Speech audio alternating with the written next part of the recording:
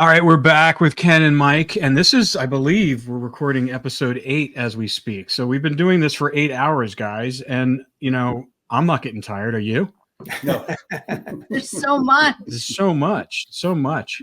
But what we kind of talked about that the guys were on Alcatraz, and that their team, their basically Avenger team of criminals, have been assembled on Alcatraz Island. You had Cohen, Mickey Cohen, you have Frank Morris, Whitey Bulger's there.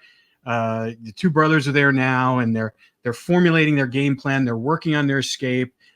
John is, even before Clarence got there, was already looking for the weak points of where they're going to attack to try to figure out how they're going to get off the island. And they're slowly letting their team members in. Mickey knows that what they're doing. Frank Morris is on board. You have the guy's name West. What's his first name? I always forget his first name.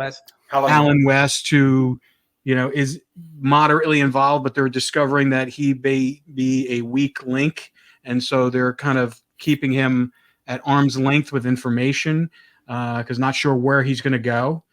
And then they also run in. I was just reading the book and refreshing my memory on stuff, and I had no idea that this person was there. I didn't know Bumpy Johnson was there at the same time too. Yep. So why don't you tell us a little bit about, for people who don't know about Bumpy Johnson, if you ever watched the Denzel Washington movie, I believe, did he play Bumpy Johnson? I can't remember if he did, or the one that the other actor who's doing it now in a series. It's called Godfather of Harlem. Who's the actor? He was in Fast Times at Ridgemont High. Black actor. He's got a lazy eye. Always forget his name. Anyway, he was the Godfather. Forrest Whitaker. Forrest Whitaker. Thank you. Yeah. His name escaped me. And so he was there. So tell us a little bit about and it sounded like, based on the book, that Mickey Cohen was basically saying things are going to change here in a little bit. Just hang on. I can't tell you everything, but how much should, who else was there? It seemed like it was like the who's who of criminals at that time and gangsters. Well, the Birdman was there at the time too. He wasn't involved in the escape in any way. He was kept in isolation, but he was also there at that time. Birdman of Alcatraz, very famous guy. Yeah. So what if, did Bumpy have anything participate in, or was he just kind of, because it sounded like the way Cohen was setting him up is that he wanted to make sure if any information got to his guys, a lot of and the black inmates, that Bumpy would put make sure everything stayed insulated. That's kind of how the conversation sounded like it went. Yeah, and I think that's how we've always heard that it went, especially through Whitey in some of his letters. He actually talked about Bumpy Johnson. He said Bumpy didn't have anything to actually do with the escape itself. He didn't participate, provide anything for it, other than he just kept his people in control. There were conversations, as Mike pointed out, and we wrote in the book, where there were black inmates on the other side of the wall that could actually hear them as they dug through the wall, and when they went into the corridor, they could hear people, behind their vents, and it was imperative that that they not say anything, because, like Mike said, at that time it was a segregated prison. So, I mean, what would have prevented an African American prisoner not turning in someone that you didn't really even have conversations with on a daily basis anyway? And then on top of that, you have one of the escapees is a racist, and so and you have nothing to do with this person. So I can definitely see where Bumpy Johnson played a key role in just making sure that everyone in the African American prisoners understood this was going to be a benefit for them in the end, because it was going to get them off of the island. So it's so amazing how Mickey Cohen played such a big role. I mean, initially, the more I read in the book, it sounds like he was, even though the brothers and Morris were like the engineers of the escape, that he was really playing a kind of supervisory, kind of executive role, kind of making sure things were right. And then when he got out, and he was telling everybody, he goes, they asked him, at one point, when you get out, when he got that bonded out from Justice Warren, which no one really understands how he did that, for $100,000. So definitely either he had some information on Warren or something. I mean, that's the only way seems like things happen, especially back then. It was like, but it was interesting to see how much sway he had and how much, power he had within those walls, and making sure that the brothers' escape went off without a hitch. And then I remember, I don't know if it was John or Clarence told him, he says, when you get out, can you go talk to our family? Go see my brother Robert. And then tell me a little about that. Yeah. So, as we said earlier, Mickey Cohen and John both were working in the clothing room together. And we have there's a very strange letter that Clarence writes just after Mickey gets there. It was right after Mickey shows up at Alcatraz.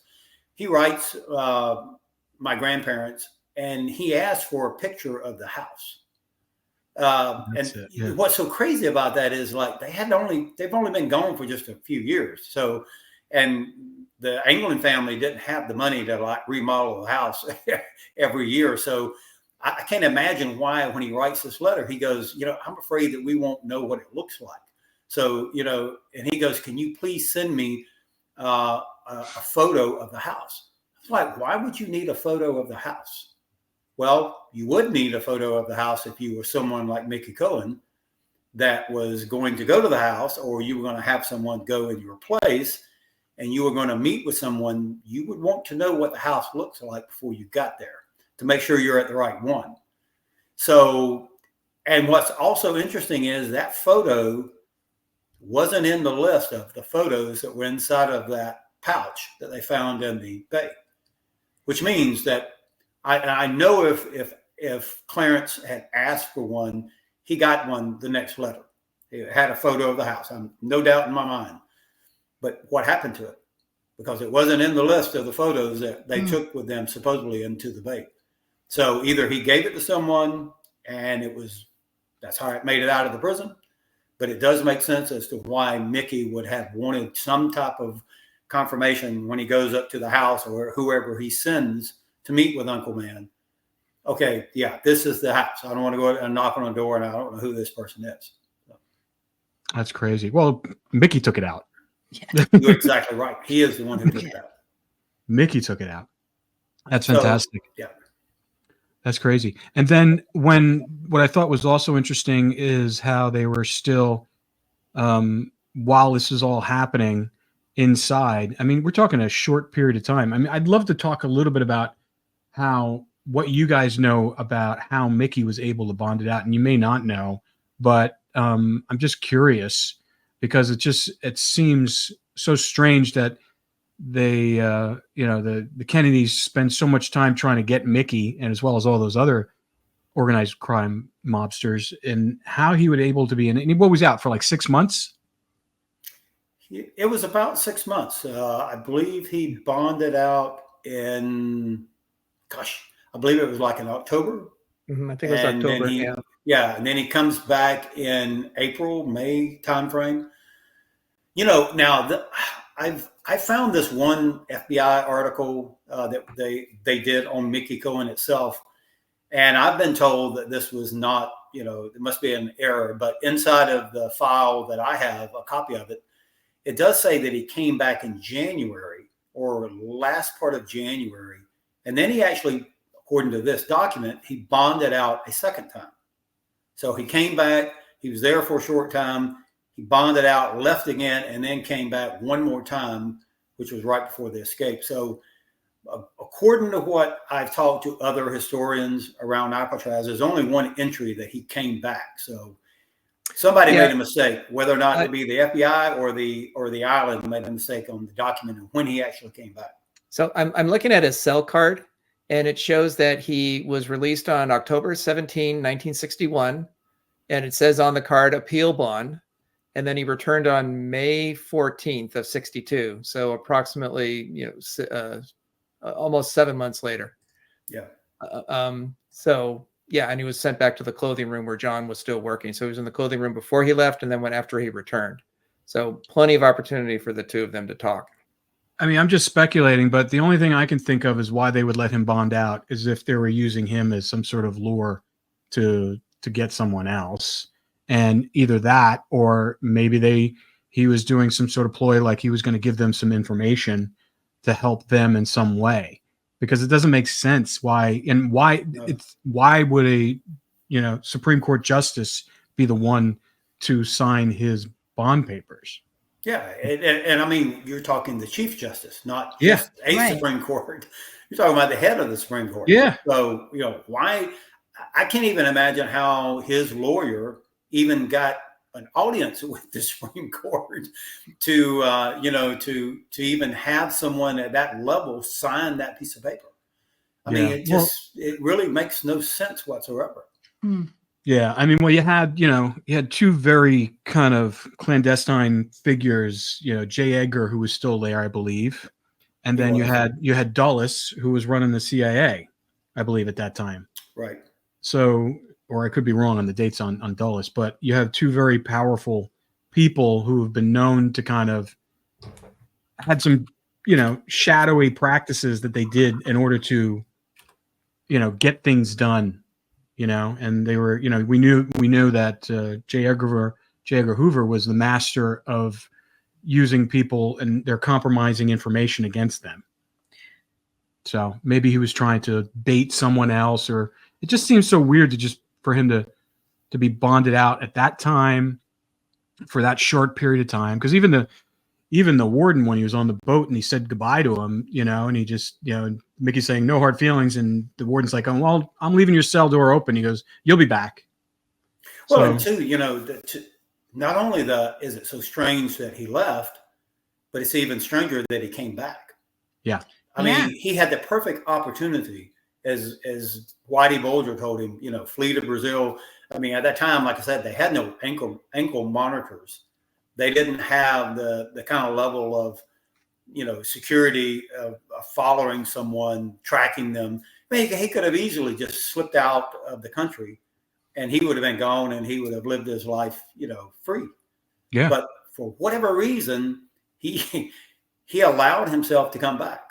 And to me, I've always believed he was the person that took the information out, delivered it to the Anglin family.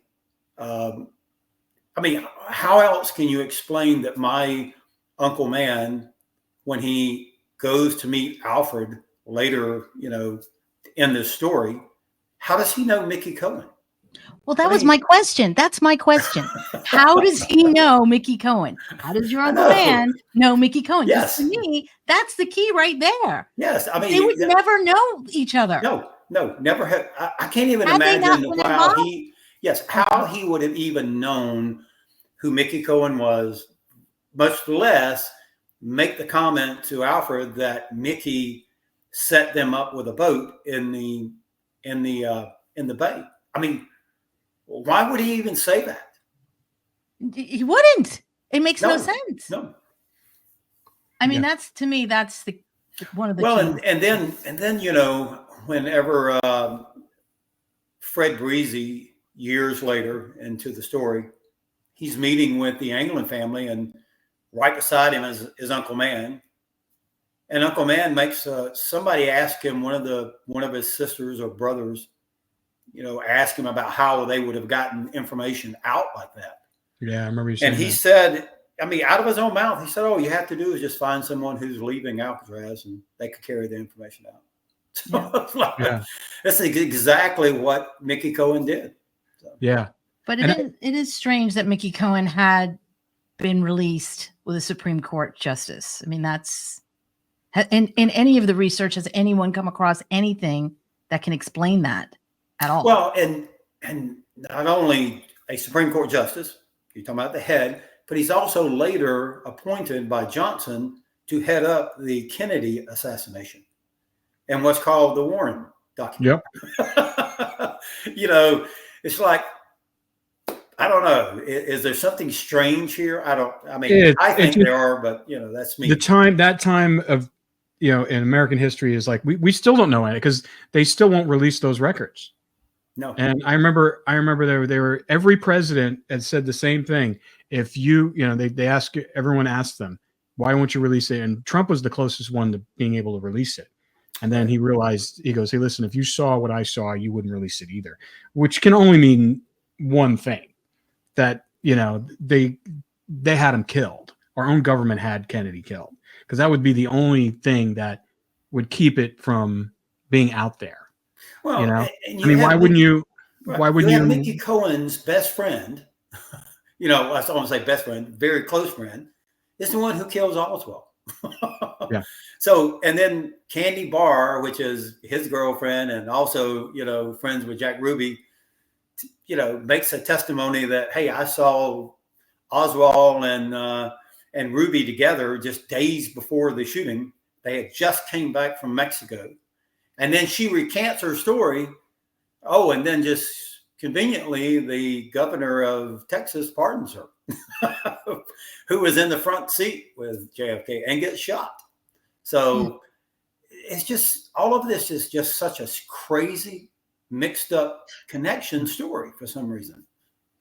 I can see why they didn't, as much as they pursued it, it didn't seem like they really didn't care if they caught them after a while. They were hoping that maybe they didn't make it and they died. And it's like, create that information pipeline of, they didn't make it, or, and if they did, they're not alive anymore. For them to kind of, because why wouldn't, because not that they knew a lot of information about what was going on. Like all the Mickey Cohen stuff. I don't know how much Mickey had told them in that, but it'd be curious to see what's going on. What I thought was interesting, I wanted to ask a question about, because did Mickey give them information about, because I remember they were talking to him about, the boat thing that they're going to need in order to get out. And Mickey told him that, he goes, you're not going to want to use the boat, because they were worried they were going to use the schedules for the boats that go in and out of Alcatraz, and they were monitoring those schedules. And I can't remember in the book whether or not he told them, you're going to need your own boat. You don't want to rely on those boats.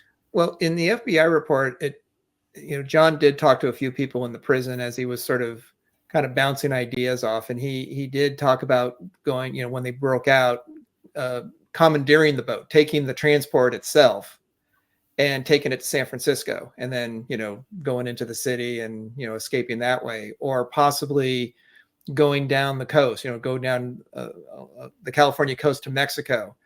And Cohen talked him out of that, because they said, if you go to San Francisco, you can be wearing prison clothes, you're going to have to steal clothes, you have to steal money, you have to steal a car. It's a big city, and that's, you can kind of blend in, but the chances of you getting caught are pretty high, pretty strong, because you're mixing with the population. Or if you're taking a boat down to Mexico, or even possibly going up north, either way, the boats can only go so fast, and planes go a lot faster. So if you're on a boat, they're going to catch you on the boat. So he said, those plans are not going to work for you. You have to come up with another idea, another plan. And that's when they started adjusting the plan to, as we've talked about before, instead of stealing the boat, the transport that the island used back and forth during the day and in the evenings, that's when they came up with the idea of, the boat towing them, and then a boat would be waiting for them, that Cohen obviously had provided. Mm-hmm. And then, they went up north to San Rafael. There's a small airport there, a little private airport's been there since the 20s. Very out of the way, but not too far, close to the island, but not too close. And that's where Breezy was waiting for him. And then, of course, he flew him down to Mexico. So obviously that's the plan that they came upon after Cohen had talked about of their initial ideas of what would be the best way to escape. Was Breezy, you're convinced that he was the one who flew him down there? Well, I will say this, in the meeting with the Anglin families in 92, he says and gives so much detail about the plane. He does say they had a plane. He does tell where they were fueling up their plane the next morning at 10 o'clock in the morning. So he gives a not, a general time, he gives a time. Mm-hmm. And then he also corrects himself and says, well, actually it was 11 o'clock back home, which he takes into account daylight savings time. And he says they were just north of Mexico City. So Breezy, we know, flew planes at that point in time. I can't imagine anybody else doing it other than him. So, you know, he never comes out and actually says in that interview, hey, I did this, but he gives so much detailed information about the plane that it had to be him. So he wasn't in prison at the time? I thought he was in prison for something else. He was in prison, but he had gotten out. Oh, okay. Yep. Go ahead. No, it just seems like everything they did, they spoke in like riddles, you know, like giving you the information without giving you the information. It just seems kind of how they communicated with your family and with each other. So it makes sense. He's not going to come out and say another it. thing to remember is that, you know, Ken had mentioned this in a previous discussion with, was that he was known as Waterbed Fred, that he had developed, you know, the bladder system of using waterbed, you know, containers to hold fuel, so he doesn't have to land and refuel. He can go further. And they also had, you know, turbo, you know, he flew twin engine turboprop planes, which would go, you know, like 220, 230, you know, 230 miles an hour. And so the time that he says that when they landed they were listening to the radio, and that's when the news broke about the escape.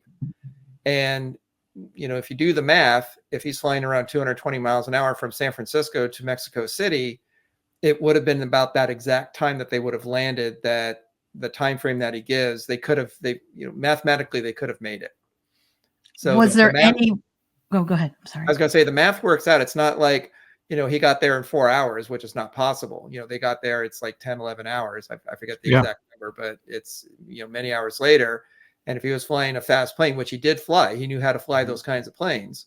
They could have made it to Mexico in the time frame that we know exists.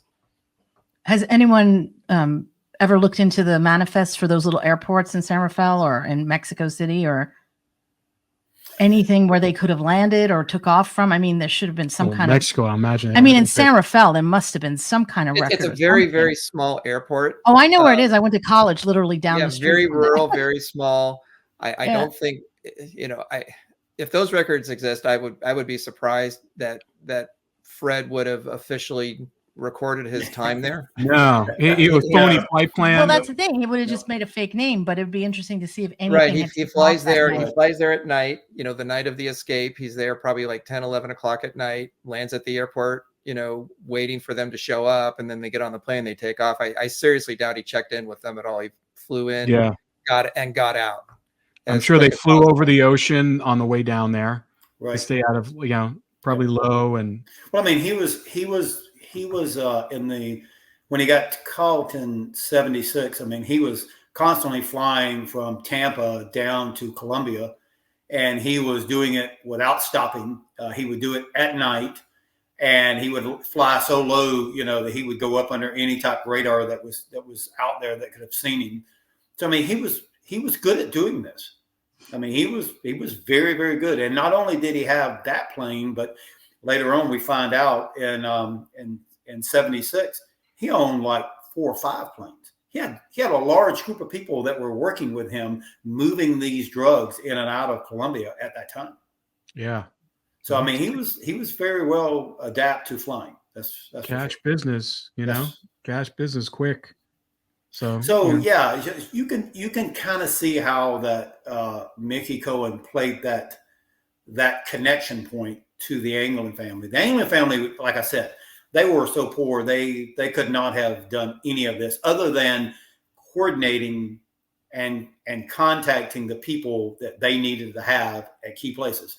And I do know that my Uncle Man, we find out later, he actually sent 2 sisters and their husbands at that time over to the San Francisco area. So they were actually in that area. And the FBI didn't even know that for the longest time. Why do you think they sent them there? Just in case they needed help? Well, you know, one of the sisters, I think I told you before, not the youngest, but the one right in front of her husband worked on these large fishing boats. He would be gone for months at a time in Alaska. So he knew his way around these large fishing boats. And it's just amazing that that's what was out in the middle of in the bay that picked them up, was a fishing boat. So was that him on that boat? I don't know. All I know is I can tell you what I know about him and what he did for a living. And I do know that those two members of the family were in the San Francisco area and then came back right afterwards. So Yeah. how much of a part they played on it, I don't know exactly how much of a part. Yeah, But well, they were. I mean, why would you go out there if you were not going to be a part of it? Right. And Uncle Man even says that he sent two of his family members out there. Did he say why? Well, he didn't say why. All he said was, "I sent two family members out there." Man, Mr. Man. Well, he doesn't want to incriminate anyone. That was the thing. I mean, you guys had the FBI breathing down your neck forever. So well, yeah, and you didn't want to harass the family. After they find out what he told Alfred in Atlanta, that's when they started honing in on him. I mean, as I said before, he's the only member of the family that's ever been polygraphed. Not once, but twice. Did he pass? Did he pass? He said he wasn't sure how he passed. All he said was, one of the family members asked him, did he pass? And he said, I don't know. They didn't let me know. And then he goes, but I'm not sure how I would have passed. So he definitely knew more than he shared with some of his other family members. And I believe for good reason. The reason he kept quiet is because, like I said before, they came in, they threatened everybody with jail time, going to prison. I mean, here you are poor. You have no way of hiring a defense attorney or anyone that could help you. And you're being threatened by the FBI to be thrown into prison. So, yeah, of course. You're not going to say anything. No, he was protecting you guys. Of course. Absolutely. All right. So they get to Mexico and then. Well, let's back up first. So they haven't left yet. We're still on the island. Okay. Well, we are. Yeah. I'm already jumping ahead because I'm just curious. I like the whole, like, when they get down there, what happens? Yeah, I know. No, we're still on the island. We're still on the island. We'll go back. Yeah. So where did I leave off in the book where I'm trying to figure?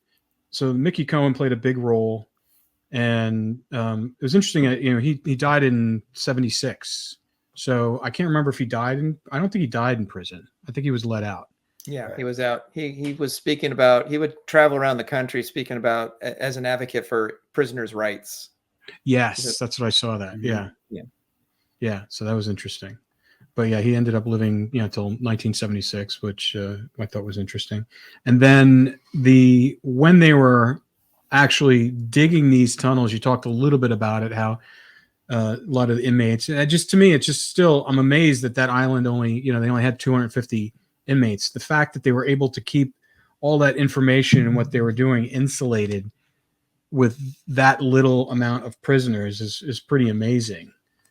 So how do you think they did that?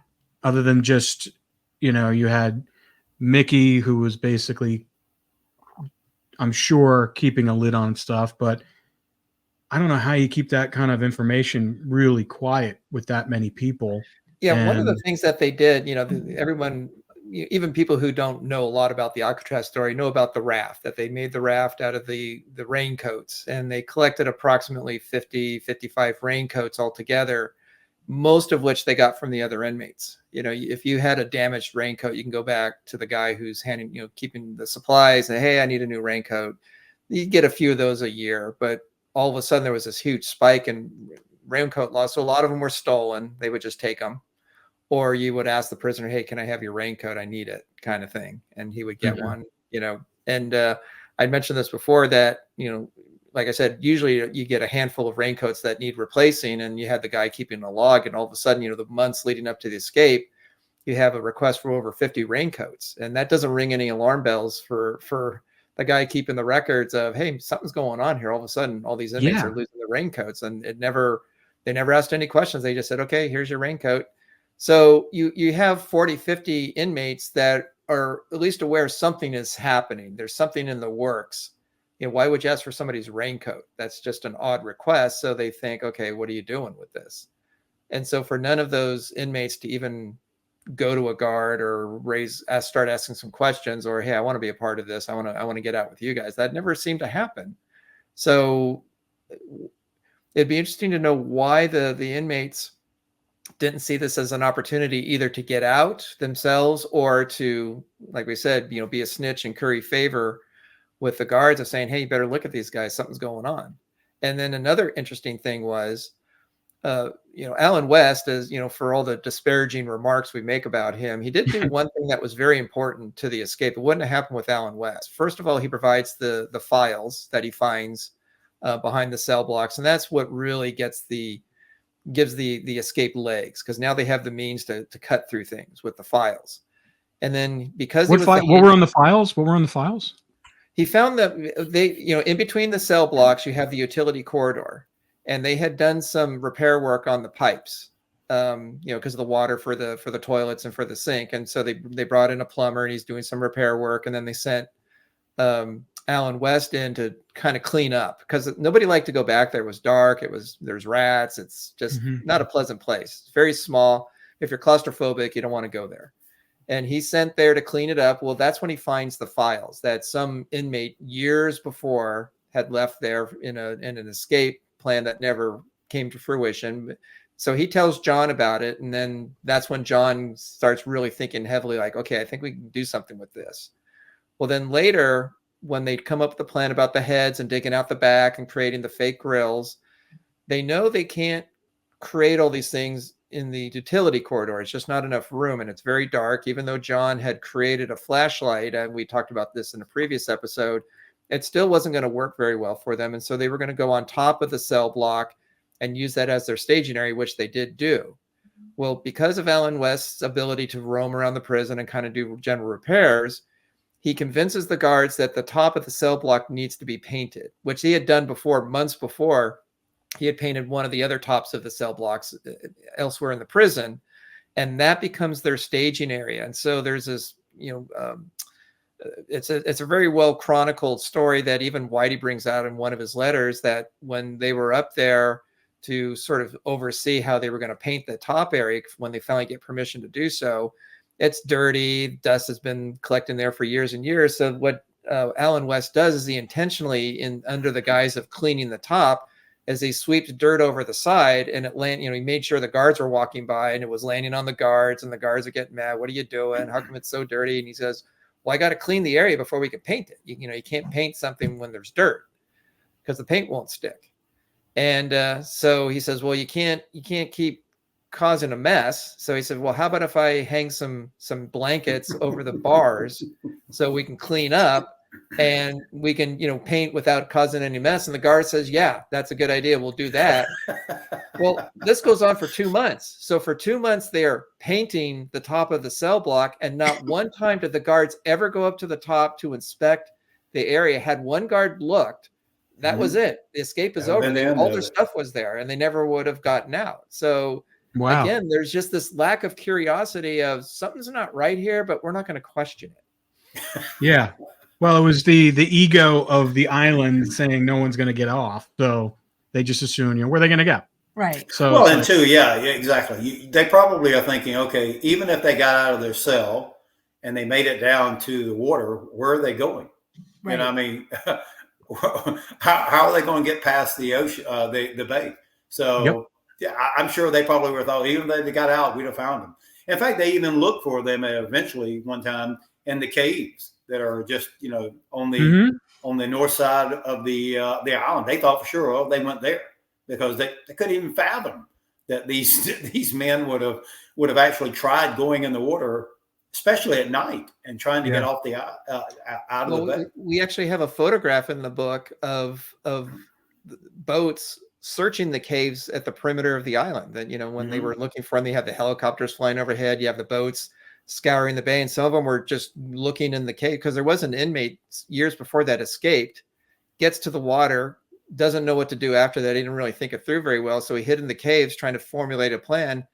Well, it's freezing cold, it's windy, it's overcast, it's terrible conditions. Well, he surrenders 2 days later, because he can't take it anymore. He can't take just these terrible weather conditions, and he surrenders. And he was still free, but he couldn't do it. He just couldn't get off the island. So they thought, well, it'll just be the same for these guys. I want to get back to those files that West found. Were they like files that had like schematics of the prison? No, these are files that you file, these are metal files that you file things down with. Metal files. Yeah, I thought you were talking about like files. You found files. Like, I think there were actually some hacksaw blades. Tools. There were hacksaw blades, a couple of files, and when Wes finds them, they're wrapped up in this cloth, covered. So if you were back there as a plumber, you probably would never even paid attention to it. And I think he actually said he found it he was on his hands and knees, and he was rubbing around trying to grab trash, and he just happened to stumble across it. And then he says, okay, he covers them back up, puts them back exactly where they were at. And as Mike said, he goes back and he tells John, hey, I found these tools. And of course, John's now, he's already the plan's turning over in his head already. So he's yelling, and that actually is documented by West. That's the first thing John goes for when he breaks into the corridor. He goes and he retrieves those tools. That's crazy. It's like they had everything went right. Yes, for them. Which is really interesting how each step of the way let's talk a little bit. Talking about all the things that went right. Did you discover any kind of setbacks that they had where kind of delayed their timetable or anything like that came up while you guys were doing the research? Well, it is something that's kind of documented that there were actually two rafts. So they started one raft, which according to the documentation, it was larger than the one they actually escaped on. For whatever reason, they decided, and from the way that West tells how they built the second raft, it was kind of like at the very last moment too. Like it would have been after Cohen shows back up. For whatever reason, that raft that they were working on and had already pretty much completed, he did make the statement that John didn't like the valve tube that he had put in, so they went to do another raft. But I really believe that it was probably because of what Cohen came back and told them. Yeah. And so from that point, it was because I don't believe West was included on any of the plans that changed when Cohen came back. Yeah, you said that last time. But for whatever reason, and they leave this other raft behind, they go in, construct a brand new one, and that's the one that they use on the escape. And just again, kind of going back to the everything going right part, Frank Morris, through popular mechanics, had read an article about how to vulcanize rubber. And then they also had the cement that Alan West would provide because he would need this for his repairs around the prison. So they used that. And then on the top of the cell block where their staging area was, well, they had the pipes for the water. Well, it was the cold water and the hot water. So they had the hot water pipes. So they would use the hot water pipes and use that to help vulcanize the rubber so that the seals were solid, that they weren't going to leak. So, what were the odds of, hot water pipes being exactly where they needed them to be? And there they were. And the fact that they discovered that that's what they can use to vulcanize the rubber. Right. Yeah. I mean, it's just amazing. Yeah, because later on, this is a little bit ahead of the story when they do actually find the raft, and we can talk about that in a little bit. They do recover it.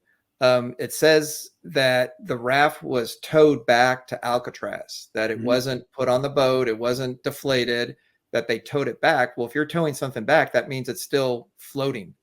So 12 hours later, the raft was still inflated. So that's about the quality of the work that they did.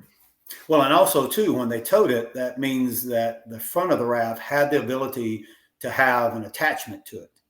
So, the diagram that they see in the popular mechanics shows an eye that would be, built into the front of it where you could run a cord through and then tie it onto something and you could be pulled by it. Well, undoubtedly that was still there when they find the raft because according to the two guards who find this raft, they tow it back and they use that same method to tow it back with. Right. And why would a raft that you're going to paddle your way to freedom, why would it need something that you can tow with, unless Yeah. that was the intention? Why would you put that on there if you're just going to paddle your way to freedom? And to me, that's the reason why I think they made the second raft, because when the FBI is describing the raft that was left behind, they didn't make any indication whatsoever in the documentation that there was an eye at the front for them to tie onto. That's crazy. Something definitely changed that required them to build a new one. And they built it in a short period of time, too. Bless you. Which, yeah. So then they changed their plan, changed slightly. Their plan did change. Right. Because, our contention is that before Mickey left, they talked to him about, setting everything up, talking to the family, making all the arrangements. Well, 6 months go by and they don't hear from him. And so they have to go with plan B, like, okay, Mickey's not working out, so we're going to have to go in a different direction to escape, because obviously the plan is still moving forward. And then when he returns, and he obviously lets them know, okay, I got the boat set up. It's going to be, we surmise that it was probably over a period of several days or maybe a week that the boat was out there waiting, because they probably didn't know exactly when the inmates were going to escape, but had an idea.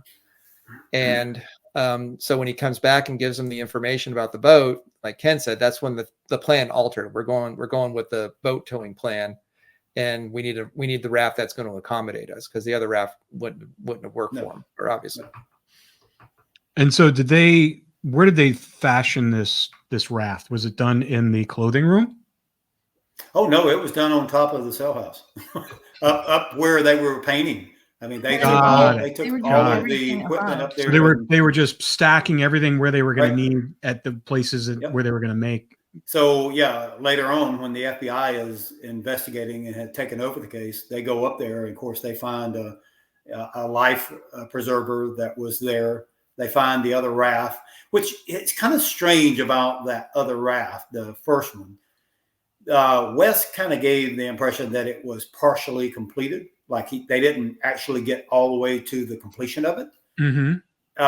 But yet somehow in the FBI files, when they're testing the raft, somebody undoubtedly must have completed it for them to be able to test it, because they did say that they did test it. They filled it full of air and they set weights on it, and it held air for hours that could have easily, supported people in the water, even the one that they left behind.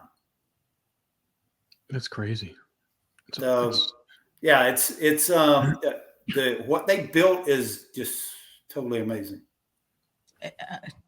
It's mind blowing, honestly, when you think about it, all the thought that they put into it. And when they also made life preservers for themselves, and one of them was, like Ken said, one of them was left behind. That was the one that was meant for Alan West. That was the fourth life preserver, and so they had something to test with, and that thing held air. There's photographs of it in the book, and it's fully inflated, and they talked about how they put weights on it and it held the air. And even if it started to lose air, they had little nozzles, little mouth nozzles for themselves to reinflate.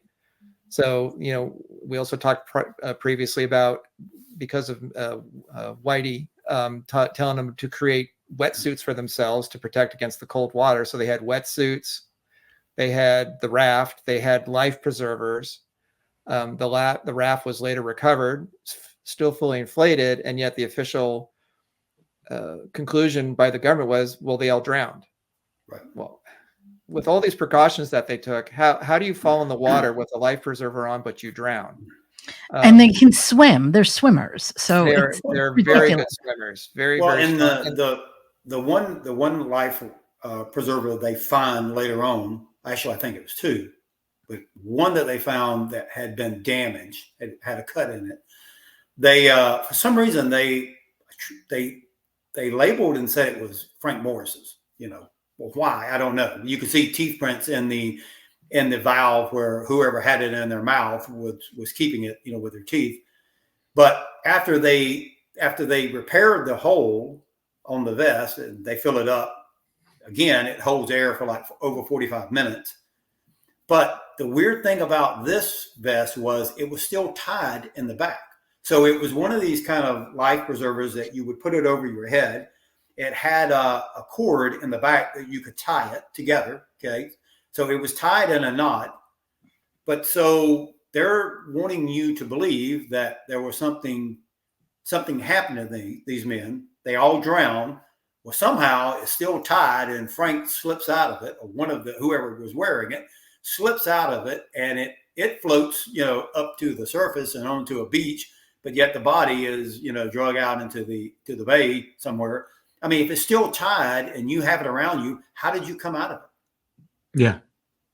If you died, how did you, and you're not the one taking it off. Right. How did you get out of it if you drowned? Yeah. That makes no sense. And if they did drown, listen, their bodies, depending upon, they would have floated. Someone would have found their bodies. I mean, we lived Yes. right up against the Hudson River a few years back, and they were constantly, unfortunately, people jump off the George Washington Bridge, things happen, and they were constantly finding bodies. And with the currents are pretty strong too. The water's miserable, and they were constantly finding bodies. Well, what are the things? I could maybe say one, if it was just one prisoner, and he drowned. Okay, you didn't find the body, but you got three people, and you're Right. telling me that not one of the three that you were able to find? And no clothes, no nothing. Well, there's another piece of information that works, against the drowning theory, and that is when they were looking for the raft the day after the escape. Ken mentioned it. There's two guards that are given the job. They give them a boat, and they said, "Just start looking. We don't know where they are. Just start looking." Well, one of the inmates was a fisherman before he became a guard. He was Swedish, and he knew currents, he knew tides, because as a fisherman, you have to know these things to be a good fisherman.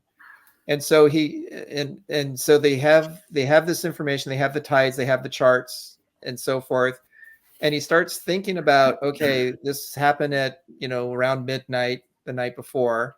And he starts thinking about the tides going in and out. And he starts speculating, well, if there was something floating on the water, it would probably be in the area of Angel Island. It would be around there, around the Raccoon Straits, between the island and part of the bay. Mm-hmm. And so they go to that area, and that's when they find the raft washed up on the beach of Angel Island, because he had surmised that's where the tide would have brought that. So he was exactly right. So if there was a body floating in the water, the body would have floated up in that area as well. And you had boats and helicopters scouring the bay looking for bodies. So the idea that the raft made it, but the bodies didn't, if they're indeed dead, makes no sense. Right. They would be in the same place if they were floating from the same area. Yeah. Yeah. The first time that they make a notation that they believe they drowned came from James Bennett. He is the director of the federal prisons at that time. And he undoubtedly is called out or called into the case. And he's the one who makes the statement. He's the very first one that makes the statement that the only evidence, and I've asked people that I've had debates with, and they'll come in and say, well, I believe they drowned. And I always like to ask people who say that, what piece of evidence do you base that upon? What is it that the federal government has provided that backs up your theory that they drowned? And most of the time, most people don't have no way of coming back and saying, well, this or that. I usually give them the piece of evidence that they're asking for. And the very first time I ever read this, I actually was kind of convinced that, maybe they did drown. Because, James Bennett, when they find this pouch in the water that has all of the letters from John and Clarence, has their photos that the families have sent them through letters, and has slips of names of people that we later find out they don't even know who they are. But, James Bennett goes, well, the reason why we believe they drowned is because this was so important to them, and they would not have easily just thrown it aside unless there was some catastrophe. And that's the reason why we believe they drowned. And as soon as he started saying that, Well, Warden Blackburrow started saying that, making those same comments in the newspaper, that he believed that they drowned because of this pouch that they found. Yeah, well, it fits their narrative, and it also makes them, absolves them from anything else happening after the fact. No one escapes from Alcatraz. Well, so stop and think about this pouch for a second. I've given a lot of thought to this pouch. Like we've already said, the kind of workmanship that they did on all of the tools that they used in the escape, from the heads to the flashlights, down to making the rafts and the life preservers. And the life preservers in the raft, like I said, were so constructed that you could fill them with air and they would hold air for a long time. Well, if that's the case, and this pouch was so important to John, he did a piss poor job at making it. Because when they found the pouch, it was actually two pouches. It was one inside of another pouch. And when they found it, the army, whoever there was on the army boat that was looking, and they were pulling a net through the water, and they said it was about 3 feet down. But when he opened it up, it's flooded with water. So I'm going, okay, John did such a great job at making the rafts and making the life preservers that was, to save their lives. And they're saying, well, this pouch was highly important to them. And yet he didn't take his time to make it correctly, undoubtedly, because it flooded. So how do you explain that? It goes with their whole thing of like, yeah, here's a little kernel of here's a little thing, or just something that slipped out of their pocket or something. I don't know. Like that. I think they probably did it on purpose. Well, I mean, if they said that it was made from the same material as the raincoats. In fact, it was a raincoat sleeve. So they take the sleeve of a raincoat and they stick another sleeve in there. And for whatever reason, some of the items were inside the first sleeve, and then there were some items inside the other sleeve, but it was constructed, they said, the exact same way that they felt like that the vest had been constructed. But then if you start looking at the contents of this pouch, so there's slips of paper that they later will go and interview these people, like there was names and addresses and phone numbers of people throughout the country. It wasn't just in the San Francisco area. And there's a list in the files where they go to each one of these people and ask them, and every single one of them, I have no clue who John and Clarence are, or Frank Morris. I have no connection with them whatsoever. But my question is, okay, this slips of paper, where did they get them from? Where did they get these addresses from? Did they have access to phone booths in prison? Not only did they have access to phone booths, or phone books. But undoubtedly, did they have access to phone books throughout the whole country? I mean, how did they get these addresses with the names and the phone numbers and the addresses of random people? Where did that come from? I think that's a question we need to find out. It's mysterious, but it kind of reeks of misinformation, like they're creating like this, like I said, an Easter egg of misinformation for the law enforcement to kind of steer them down they had a lot of time to think about this escape and plan it.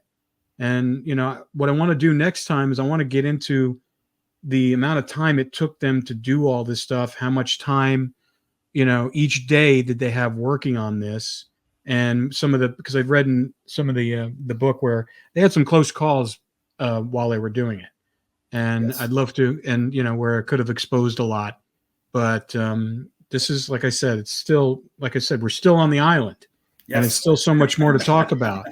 So thanks, guys. It's been awesome. And now I got a million questions in my head. I got to start writing these down. We got to write them down because we have them all week. We're talking about it, and then we get on this and we forget some of them. Exactly. And anybody listening, send us some of your questions for these guys. So if you have questions about the escape or stuff that we're missing, because it's so much information. I mean, I reread chapters in the book all the time before we do this, just to but it's so detailed. And if you haven't gotten the book yet, please get the book. And but yeah, so we'll talk next week, and I'm gonna have my questions for you guys, both of you. Yeah. All right. All right, take care, guys. All right. Okay. Okay.